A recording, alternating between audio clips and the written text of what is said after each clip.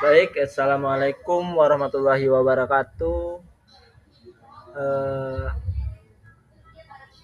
saya di sini akan mendemokan atau mempresentasikan cara mengolah data di SPSS. Saya dari perwakilan kelompok Fatul dan Fajar. Di sini kita akan menguji hasil uji validitas, uji reliabilitas, uji normalitas, dan uji korelasi menggunakan korelasi Spearman. Baik, eh, di sini sudah ada datanya dari X1 sampai X8. Kita menyalin bagian sininya aja. Bagian sininya aja. Nah, kita salin bagian sini karena di sini sudah ada datanya, sudah disalin sama saya. Nah, di variabel neo di sini juga disetting desimalnya 0 kecuali X total itu desimalnya 2. Dan datanya di sini ordinal. Nah, kita akan langsung saja uji validitas data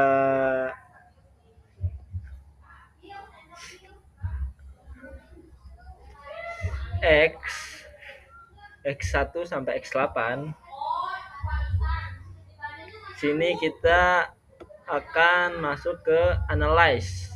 Analyze lalu pilih correlate, lalu bivariate, lalu masukkan saja X1 sampai X8 di sini.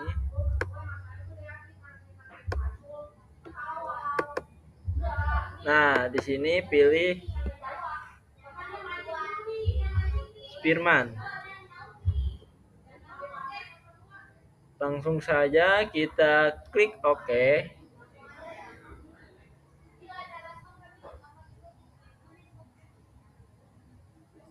Baik.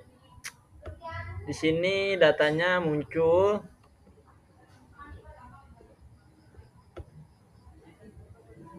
Output 1. Kita uji lagi, uji reliabilitasnya.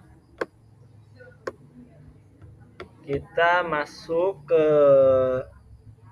analyze, lalu pilih scale,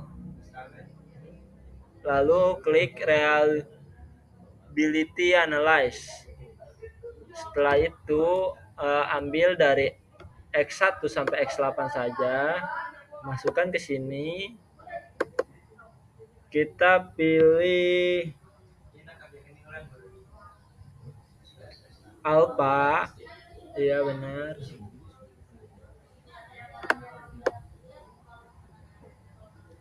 Kita klik OK.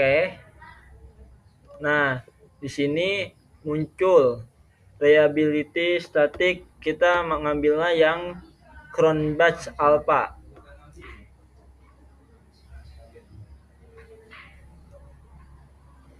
Langsung saja kita ke variabel Y-nya. Sini kita masuk analyze, kita uji validitas, difference X1 sampai Y1 sampai Y8.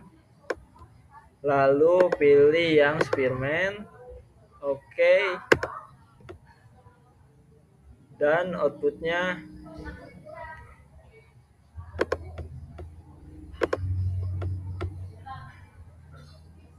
muncul di sini. Ini yang Y muncul.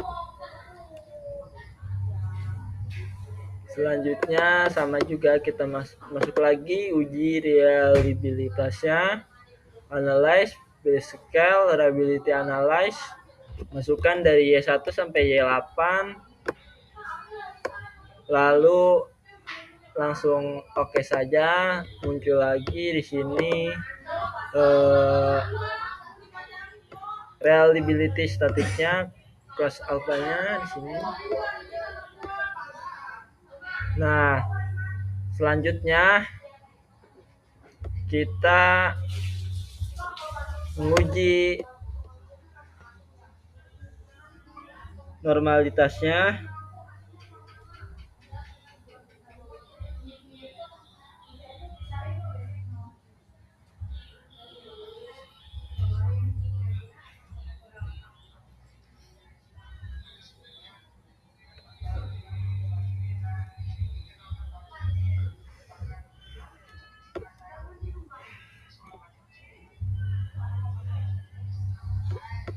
Uji normalitas. Di sini kita masukkan X total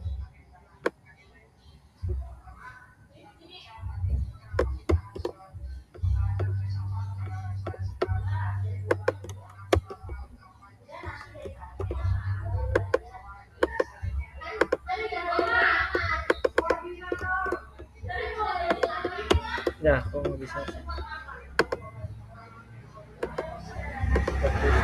Nah, baik, mari kita lanjutkan uji normalitasnya. Di sini kita sudah memasukkan data dari X total dan Y total. Di sini kita uji, masuk ke analyze. Setelah itu deskriptif, statik. Kita pilih explore. Habis explore, kita masukin X total sama Y total. Kita pilih plot. Kita klik plot. Di sini kita normality plot with test. Kita consume hit oke. Nah, muncul di sini. Di sini test of normality. Di sini kita bisa ngecek jika titik-titik ini jauh dari garis, berarti datanya tidak normal. Langsung saja kita ke uji korelasi Spearman. Kita masukkan ke analyze, pilih correlate difference, pilih Spearman, oke. Nah, di sini sudah keluar datanya.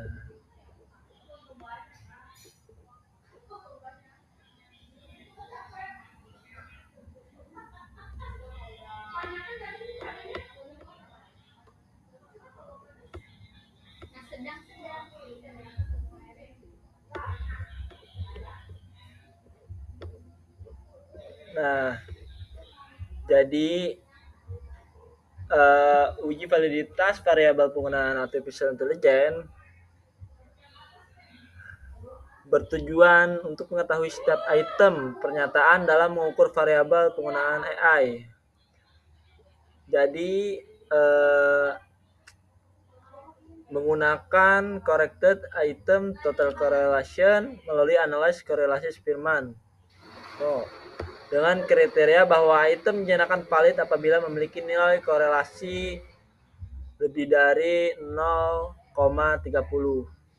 Berdasarkan hasil pengolahannya, data terhadap 25 responden, seluruh item pernyataan X1 sampai X8 menunjukkan nilai koefisien korelasi lebih dari 0,30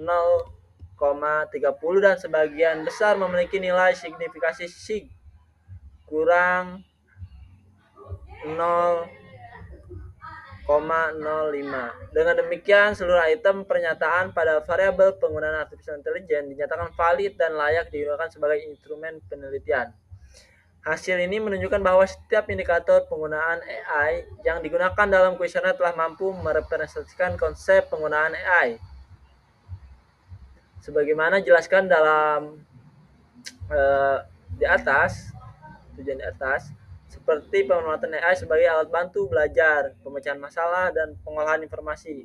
Validitas seluruh item mengindikasikan bahwa instrumen penelitian telah sesuai dengan konstruk teoritis yang diukur. Di sini ada uji reliabilitas variabel penggunaan AI. Variabel ini digunakan untuk mengetahui tingkat konsistensi instrumen penelitian pengujian reliabilitas. Dilakukan menggunakan metode Krones alpha dengan kriteria bahwa suatu variabel dinyatakan reliable apabila memiliki nilai A lebih dari 0,70. Hasil uji reliabilitas menunjukkan nilai Krones alpha sebesar 0,9309 dengan jumlah item sebanyak 8.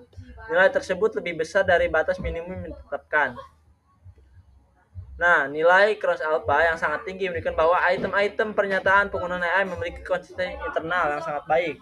Dengan demikian, instrumen yang digunakan dapat dipercaya untuk mengukur tingkat penggunaan AI oleh mahasiswa secara konsisten.